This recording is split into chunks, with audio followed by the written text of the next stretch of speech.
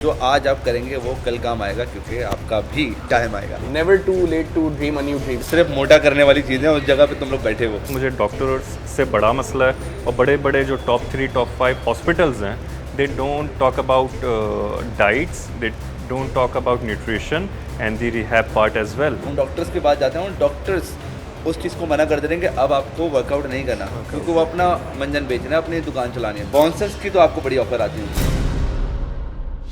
वालेकुम जी, so welcome back another episode of only fitness with Pakistan first raw uncut and unfiltered podcast. So आज भी हम एक ज़बरदस्त जिम बॉडी एवोल्यूशन में हम बैठे हैं। दो हमारे साथ और गेस्ट हैं जो कि इस वक्त इंडस्ट्री में बहुत अच्छा काम करें।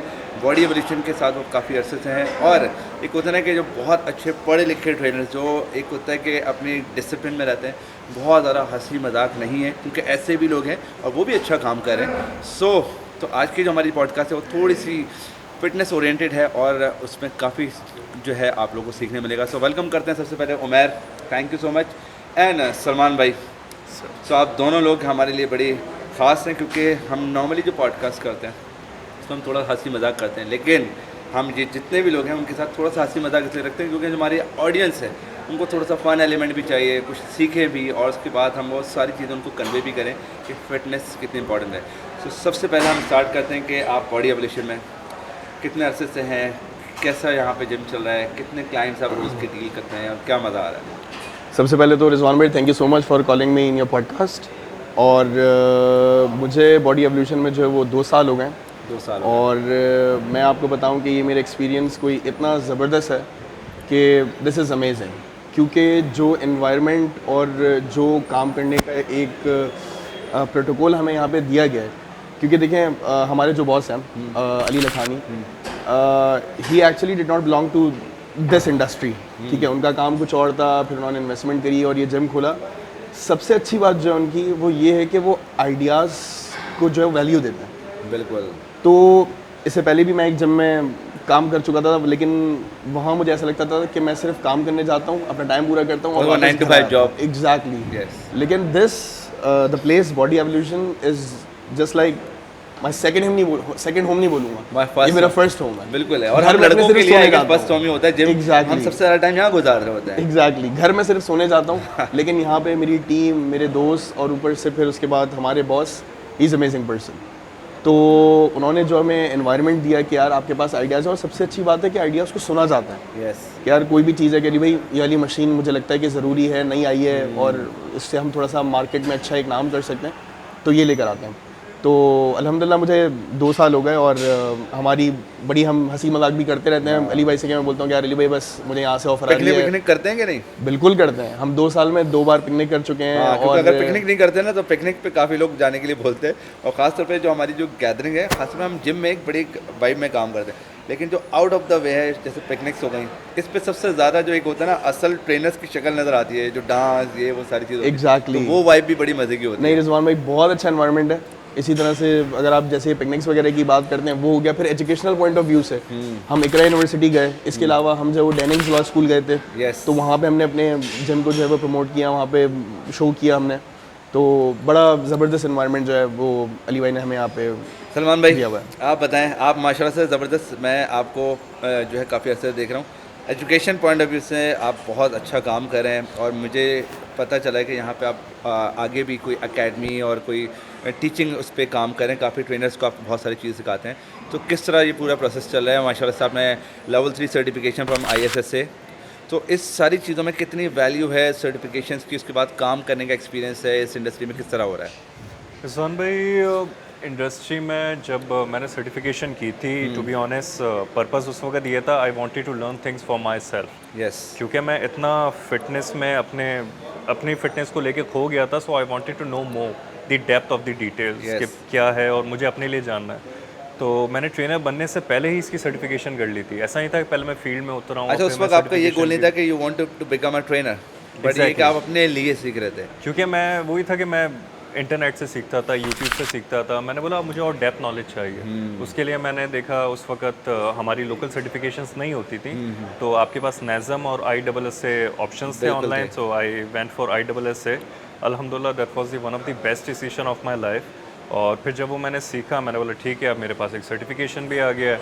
और फिर मैं ये पैशन मेरा ऐसा बना कि मैंने इसको करियर बना लिया। Yep. तो ये मेरे सर पे सवार था कि मुझे बस जिम करना है, वर्कआउट करना है, diet and this and that. Even मैं दूसरे जब जिम्स में जाता था, I was not the trainer, वहाँ के ट्रेनर्स मुझसे पूछते थे कि अब मुझे क्या करना चाहिए, क्या supplement and this and that. So that's why I came into this career. और राइट नाउ मैं अभी समझता हूँ कि अभी बहुत ज़्यादा गैप है एंड माशाल्लाह से fitness industry is booming. Yes. So No doubt about हम it. सही टाइम पर आए, मैं सही टाइम पे इस चीज़ में इंडल्ज हो गया और जो सर्टिफिकेशंस हैं, अच्छे ट्रेनर्स हैं और माशाल्लाह से अब जिम्स के और ट्रेनर्स के स्टैंडर्ड्स बढ़ रहे हैं, बेहतर हो रहे हैं पाकिस्तान में। If we see last 5 years, Yes, बहुत बेहतर हुए हैं। सो और मुझे समझता है कि मेरा एक जो रोल है इस इंडस्ट्री में ये होगा कि मैं चाहता हूँ कि जो चीज़ें मुझे आती हैं मैं दूसरों को सिखाऊं। Yes. जो चीज़ें मेरे टाइम पे लैक होती थी, मुझे कोई बताने वाला सिखाने वाला नहीं था, वो अब ऐसी चीज़ ना हो। तो माशाल्लाह बहुत अच्छे ट्रेनर्स हैं यहाँ पे, तो मैं इन लोगों से भी सीख रहा होता हूँ और इन लोगों को कोशिश करता हूँ कि इन लोगों को भी कुछ चीज़ें सिखाऊं कि इनके भी एक्सपीरियंसेस बेहतर हों, क्लाइंट्स के एक्सपीरियंसेस बेहतर और ये हों। चीज़ बड़ी अच्छी भी रहती है क्योंकि ख़ास तौर पर फिटनेस एक ऐसा सब्जेक्ट हम कह सकते हैं कि जिसमें शायद हर रोज़ एक नई रिसर्च आ रही है, हर रोज़ जो आप कल पढ़ा है उसमें कुछ ना कुछ एडवांस चीज़ आ रही है और वो चीज़ें ख़त्म नहीं हो रही। तो ये ज़िंदगी में नॉन स्टॉप वाली चीज़ें हैं कि आप आज कुछ पढ़ोगे, अगले दिन फिर कुछ नया है और वो हर दफ़ा आपको कुछ ना कुछ लर्न करना है। और this is a valid point कि बहुत सारे लोग मेरे साथ भी बहुत दफ़ा ऐसे आए जो कोई बैंकिंग में, कोई कुछ और काम कर रहा है, लेकिन वो फिटनेस में आए सिर्फ और सिर्फ इसलिए just to want to get their own knowledge, ताकि उनको ये पता चले। क्योंकि इंडस्ट्री में इस वक्त बहुत से ऐसे ट्रेनर्स हैं जो कि अनफॉर्चुनेटली उनको मैं शायद ट्रेनर भी नहीं कहूँ, ना उनके पास एजुकेशन है ना कुछ, लेकिन वो भी आके काम करना शुरू हो गए। तो इंडस्ट्री में ये जो गैप आया उसकी वजह ये थी क्योंकि अच्छे ट्रेनर्स जो है वो शायद अपने आप को इतना सोशलाइज नहीं करते या इतना अपने आप को दिखा नहीं रहते।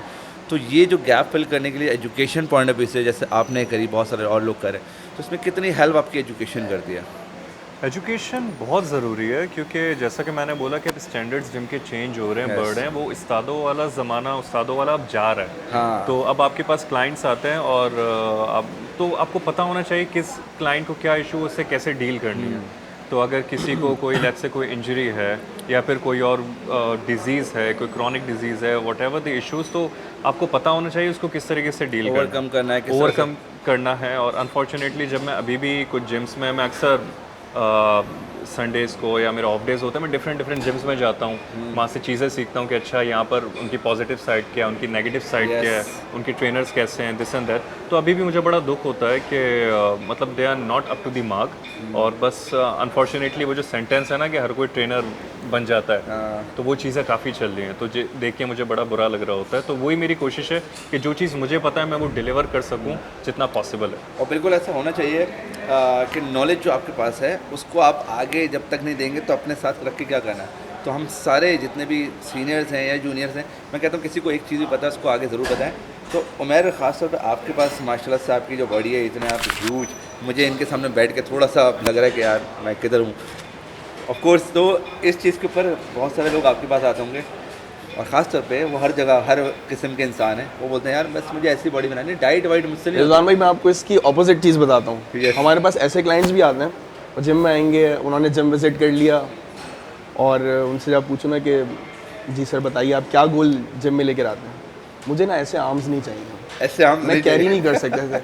मतलब मेरे जहन में पता चल रहा होता है कि यार आपको पता है मुझे कितनी स्ट्रगल करनी पड़ी है यहाँ तक arms के पहुँचने लिए। के लिए कि आप मुझे ऐसे आके बिल्कुल सेकंड में आप बोल रहे हैं मुझे ऐसे आर्म्स नहीं चाहिए, मैं इसको कैरी नहीं कर सकता, बस मुझे जो है ना फिट रहना है। अच्छा, उनको लगता है कि ये आज वर्कआउट ऐसा करेंगे है कल तो बन हमें जाएंगे। ऐसी बना देगा। हाँ। तो मतलब उनको ऐसा लगता है कि यार हमारा ट्रेनर ऐसा दिखता है तो हमें भी बिल्कुल ऐसे ही कर देगा। तो इसका जो आपने सवाल पूछा वो ऐसा ही है, बिल्कुल भी आते हैं कि यार वो बस हमें ऐसे ही चाहिए। तो ज़रूरी सबसे मेन चीज़ ये कि आप, मैंने आपके पुराने भी पॉडकास्ट देखे, उसमें जो बाकी ट्रेनर्स ने भी एक बात बोली, मैं उनको भी सेकंड करूंगा कि डिसिप्लिन। यस। मैं सबसे पहले जो है वो कंसिस्टेंसी हो गया, उसके अलावा आपकी दूसरी चीज़ हो गई, मैं सबसे पहले रेट करता हूँ डिसिप्लिन को। यस। कि आप जब डिसिप्लिन लेके आएंगे फिर आपकी लाइफ में कंसिस्टेंसी आएगी, फिर आप अपनी डाइट बेटर करेंगे और फिर आप जाके कुछ जो है वो एक अच्छे रिजल्ट जो है वो अचीव कर सकते हैं, या जो आपकी एक जिसको बोलते हैं कि ड्रीम फिजिक है वो उसको आप अचीव कर सकते हैं। तो अच्छा। बगैर डिसिप्लिन के कुछ भी नहीं। ज़्यादातर लोग जो आपके पास भी इधर आते होंगे और पूरे हमारे पाकिस्तान में माशाल्लाह से जो वेट लॉस, जैसे हम वेट लॉस की बात करते हैं ना, ये देखा अभी मैंने वेट लॉस बोला, अब सब बोलेंगे बस ये सुनना है। तो वेट लॉस की हम बात करते हैं तो सबके जो है ना डाइवर्जन, सबके एंटीने घूम जाते हैं कि यार ये मुझे कोई टिप देगा। तो वेट लॉस के लिए ख़ासतौर पर लोग आते हैं, वेट गेन के लिए भी आते हैं, लेकिन being a trainer of course आपको भी और हम लोग सब एक चीज़ प्रमोट करते हैं, फैट लॉस होना ज़रूरी है। एग्जैक्टली मैं आपसे यही बोलने वाला यस, था तो वो उसके लिए क्या हम करें?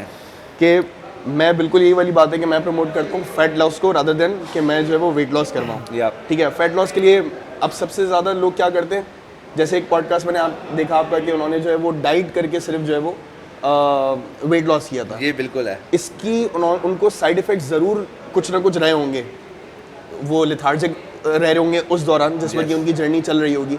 ठीक है, उसके अलावा उनकी स्ट्रेंथ कम होगी, उसके अलावा वो शायद हो सकता है वो क्रैश डाइट्स भी कर रहे हो। बिल्कुल तो है। ये सारी चीज़ें लाया करती हैं आपके वेट लॉस के अंदर। Yes. अगर आप फैट लॉस के अंदर करते हैं, आपने कोई क्रैश डाइट्स नहीं करनी, आपने पोर्शन कंट्रोल करना है, वेट ट्रेनिंग लाजमी करनी है। यस, डजेंट मैटर कि आप वेट लॉस पे हो, फैट लॉस पे हो। खैर वेट लॉस का तो वर्ड मैंने यूज़ करना ही छोड़ दिया अपने क्लाइंट्स के सामने यस, भी। वेट लॉस तो हम कि भाई वाकई हम में fat नहीं loss कर रहे कराते हैं। Fat loss. तो क्योंकि वो जब जो- आप फैट लॉस पे होते हैं बेसिकली तो आपका मसल मास और फैट लॉस एक दूसरे के इनवर्स होते Exactly. हैं। Once you go for your muscle mass increase तो आपके लिए फैट लॉस हो रहा था। और फिर वेट लॉस की अगर हम बात करें तो जैसे कि हमारे उस पॉडकास्ट में मैंने हमारे मुबीन भाई हैं जिनको मैंने खुद रिकमेंड किया था, बीइंग अ ट्रेनर हमारी भी रिस्पॉन्सिबिलिटी है ये लोगों को एजुकेट करना कि जो सिर्फ डाइट करके जो आप वेट लूज़ करें, हो सकता है आप अपना वेट लॉस कर दें, आप बहुत अच्छा फील करो, लेकिन ट्रस्ट मी आप थोड़े अरसे में आप उस चीज़ को बोलेंगे कि यार नहीं है।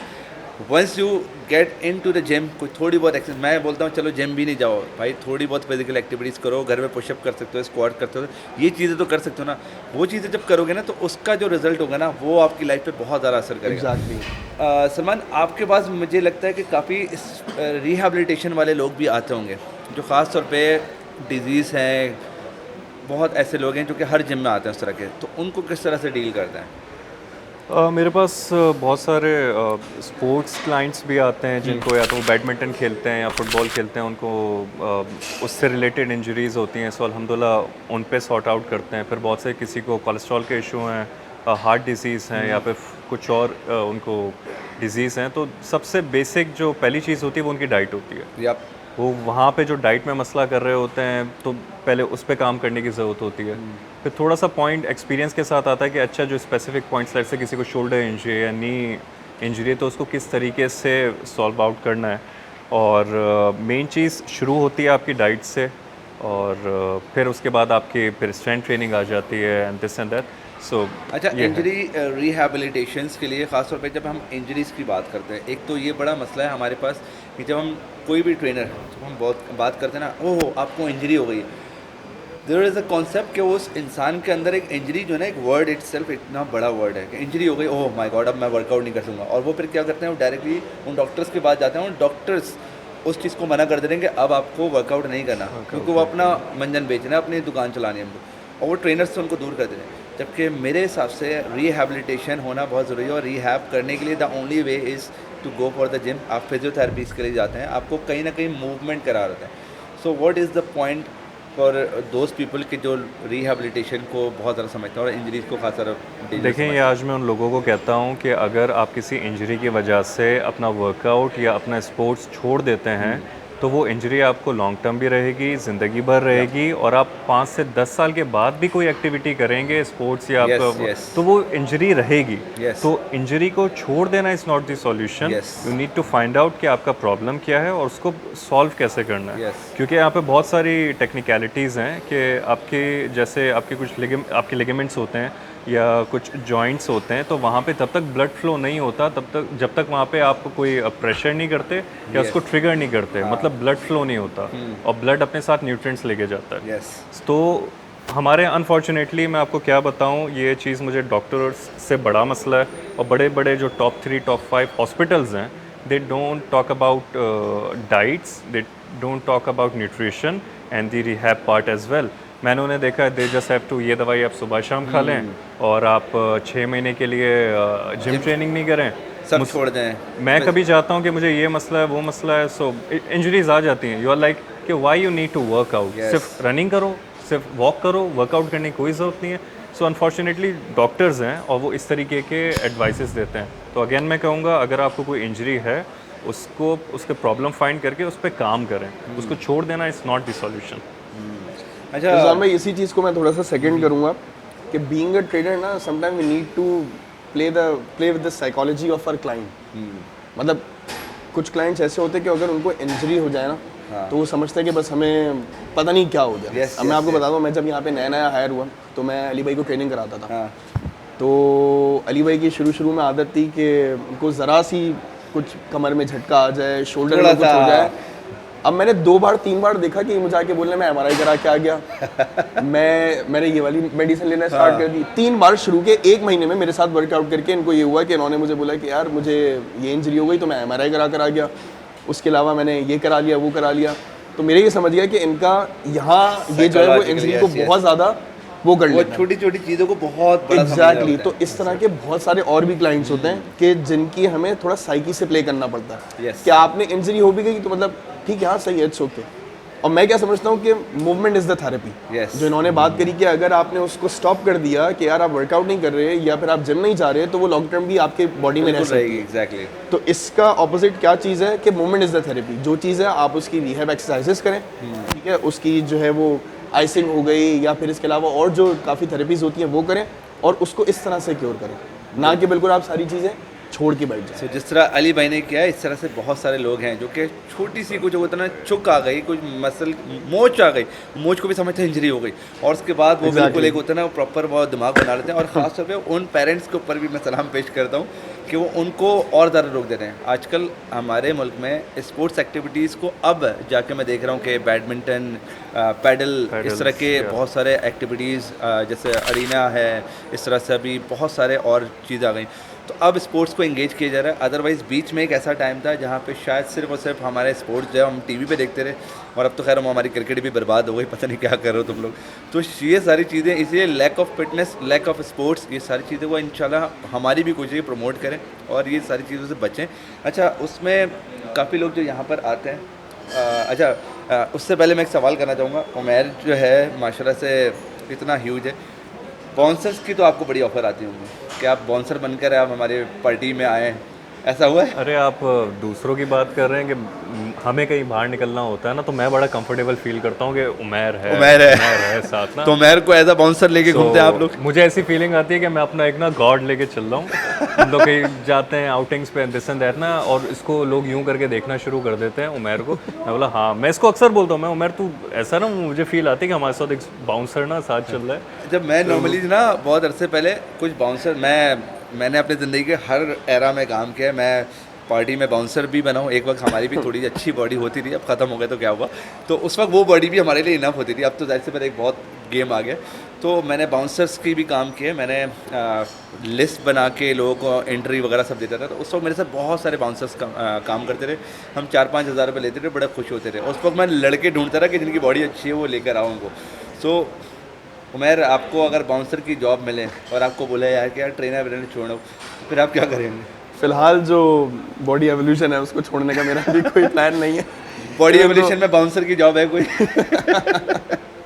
बॉडी एवोल्यूशन में इतने सारे बाउंसर्स हैं, हमें ज़रूरत नहीं है भाई। इनके तो हर बंदा जो खड़ा हुआ वो बाउंसर है, मतलब हम परेशान है कि किधर से जाएं। तो ये जितने भी माशाल्लाह तुम लोग हो, जो एक टीम के साथ तुम लोग काम करो, अभी भी मैं बहुत सारे लड़कों को मिला, सब माशाल्लाह से बहुत फिट है। तो इसके लिए कोई तुम लोग अलग क्लासेस लेते हो कि भाई फिट रहना है? और जबकि नॉर्मली जिस जगह पे ये जिम है वहाँ पे सारी चीज़ें आगे पीछे खाने पीने की है, जहाँ पे सिर्फ मोटा करने वाली चीज़ें, उस जगह पे तुम लोग बैठे हो, तो इसका कोई इम्पैक्ट आता है? नहीं रिजवान भाई, हम हैंग आउट्स भी करते हैं। हाँ। हम साथ जाते हैं, हम उल्टी सीधी चीज़ें भी खाते हैं।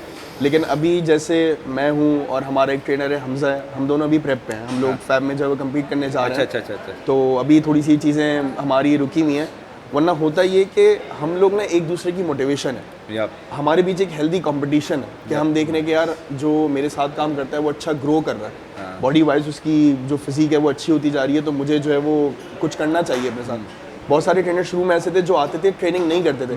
इवन इंडस्ट्री में अभी भी बहुत सारे लोग ऐसे हैं जो ट्रेनिंग करा रहे हैं लेकिन खुद ट्रेनिंग नहीं करते। नहीं करते। मतलब वही वाली बात ना कि आपको भी अभी एक ट्रेनर ने बोला कि यार मतलब क्लाइंट जब आता है तो आपकी फिजिक से बड़ा इंप्रेस होता है कि मेरा जो ट्रेनर है वो ऐसा दिखता है, तो बड़ा उसकी एक मोटिवेशन होती है। वो मोटिवेशन होती है कि यार ऐसे। तो बस वही वाली चीज़ है कि जब ट्रेनर्स आपस में एक साथ हम एक फ्लोर के ऊपर काम करते हैं ना, तो वो देखते हैं एक दूसरे को कि यार ये इतना फिट है और मेरा भी क्लाइंट इसी की तारीफ कर रहा है, तो I need to work out on myself. तो इस तरह से हम जो है वो बस एक दूसरे को मोटिवेट करते हैं और बड़ा हेल्प आउट करते हैं। अच्छा, ये सारी चीज़ें अगर चल रही हैं, उसके साथ साथ जो ख़ास तौर पे इस वक्त क्योंकि तुम भी प्रेप्स वगैरह करते हो, कॉम्पिटिशन्स वगैरह करते हो, स्टेरॉइड्स का हमारे मुल्क में थोड़ा सा मिसयूज़ हो रहा है, अब्यूज़ होता है। काफ़ी अच्छे लोग भी हैं, काफ़ी बुरे लोग भी हैं, हर तरह के लोग हैं। तो उसको अगर किस तरह से डील करोगे, किस तरह से एक लड़के को जिसको बॉडी बिल्डिंग एक अलग स्पोर्ट्स है उसमें अगर आना है और उसको फिटनेस में आना है, तो अपने आप को किस तरह से आइडेंटिफाई करें? देखिए बहुत सिंपल सी चीज़ है, अगर आपका कोई गोल नहीं है तो please do not use it.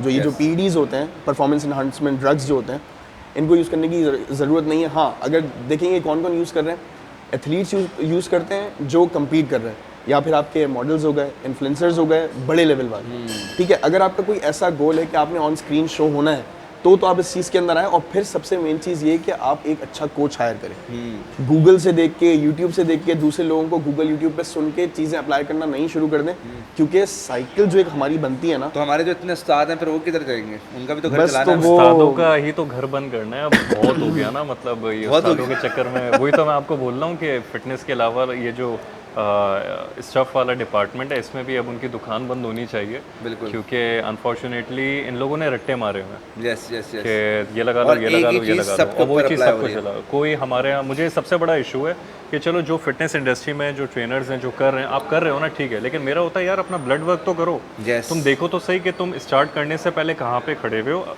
कोई ब्लड वर्क नहीं है, कोई चेक एंड बैलेंस नहीं है। अनफॉर्चुनेटली जो लड़के, जब मैं उन लोगों से डिस्कस करता हूँ, उनसे मैं उनकी डाइट पूछ रहा होता हूँ कि क्या डाइट है, कितना ग्राम्स वगैरह कुछ कर, तो वो कुछ प्रॉपर नहीं कुछ है। नहीं पता, Unfortunately. ऐसे हवा में कर रहे हैं और बस ये उसने बोला ये लगा लो, वो लगा लिया, ये लगा लिया, वो लगा लिया। तो और इस चीज़ का लिटरली बहुत मसला है। जो खास तौर पे ये ब्लड वर्क की बात है, ये मेरे ख्याल में बहुत ही रेयरली लोग करते हैं कि उनको पता ही नहीं कि इस वक्त उनका टेस्टोस्टेरोन लेवल कहाँ है, नीचे ऊपर है, और उसके बाद अपनी ज़िंदगी के साथ खेल रहे हो, और फिर उसके बाद जो मेंटली डिप्रेशन उनके बाद लेटर ऑन पड़ता है, वो अपनी सेक्स लाइफ, अपनी बहुत सारी चीज़ों में मसलों में आ जाते हैं।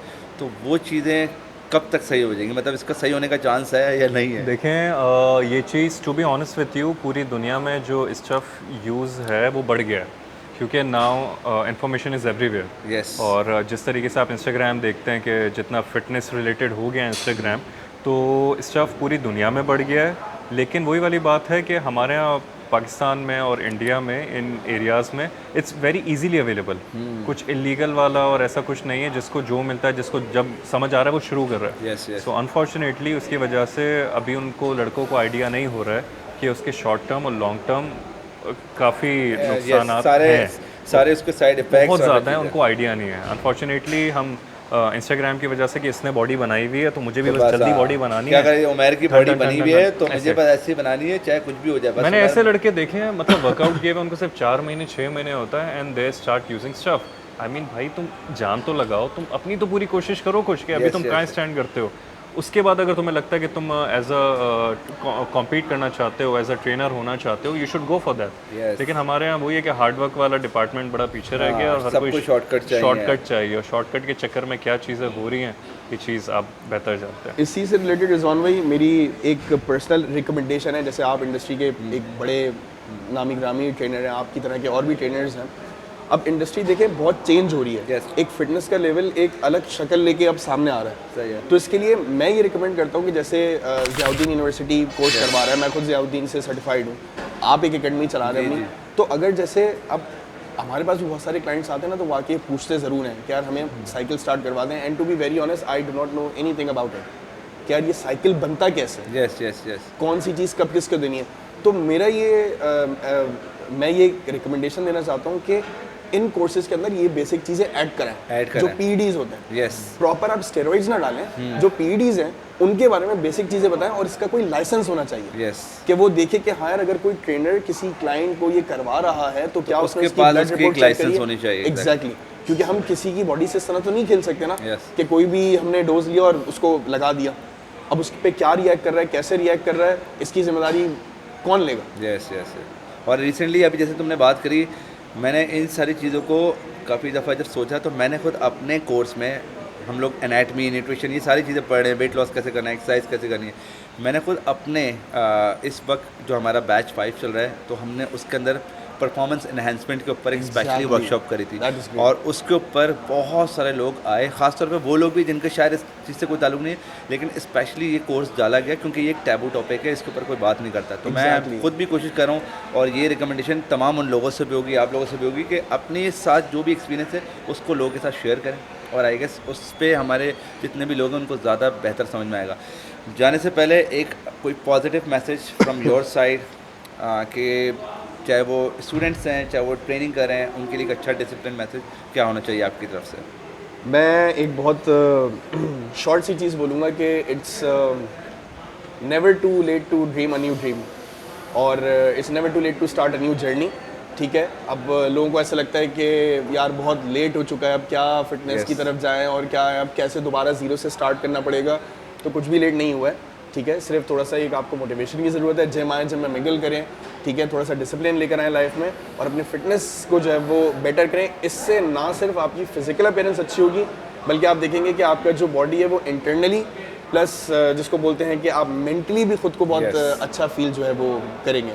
So, अच्छा, यहाँ पर मैं ऐड करना चाहूँगा कि फ़िटनेस के जितने फ़ायदे आपको इंटरनली होंगे आप लोग को नहीं पता। सो you should start what ever your age is, आप स्टार्ट करें, थोड़ा बहुत करें, कंसिस्टेंसी के साथ करें, जैसा कर सकते हैं वैसा करें।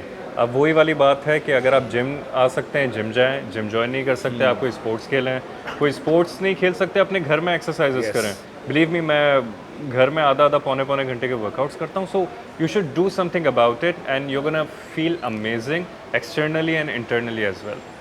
सो आज की पॉडकास्ट से हमें कुछ अच्छा सबक मिला है कि कुछ भी करें लेकिन कुछ करें, बगैर कुछ करे कुछ नहीं मिलता, बगैर कुछ करे सिर्फ और सिर्फ इंस्टाग्राम की रील्स में ही फंसे रहेंगे तो फिर क्या करेंगे। तो कोशिश करें, अपना बहुत ख्याल रखें और अपनी फिजिकल एक्टिविटीज़ को चाहे किसी भी एज में आप कुछ ना कुछ करें और जो आज आप करेंगे वो कल काम आएगा क्योंकि आपका भी टाइम आएगा। तो मिलते हैं इंशाल्लाह अपने नेक्स्ट एपिसोड में इसी तरह के और मज़ीद पॉडकास्ट देखने के लिए, और हमें बताएं कि हम और कौन से जिम हैं जिनको कवर करें और कौन से ट्रेनर्स हैं जो आप चाहते हैं उनको हम अपने पॉडकास्ट में बुलाएं और ज़रूर अपना फीडबैक दें। तो जब तक के लिए अपना ख्याल रखें, टेक केयर, अल्लाह हाफ़िज़।